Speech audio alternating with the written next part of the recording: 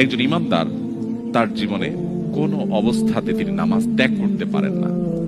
ইসলামে অনেক বিষয়ের ত্যাগ, এটার বিকল্প আছে, কিন্তু নামাজ ত্যাগের বিকল্প নেই।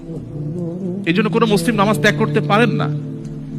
মুহাম্মদ সাল্লাল্লাহু আলাইহি সাল্লামের সময় মুনাফিক যারা ছিল তারাও নামাজ পড়তো, যারা ভিতরে ভিতরে অমুসলিমদের চর ছিল তারা নামাজের সময় মসজিদে উপস্থিত হতো।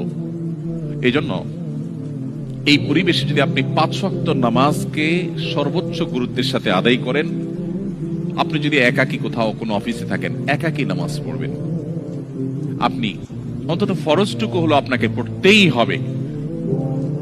আপনার লাঞ্চের ব্রেকের সময় আপনি ওয়াশরুমে যাওয়ার যে সময়টা পাবেন সেই সময়টা থেকে সেভ করে আপনাকে নামাজ পড়তে হবে, যে কোনো মূল্যে পড়তে হবে।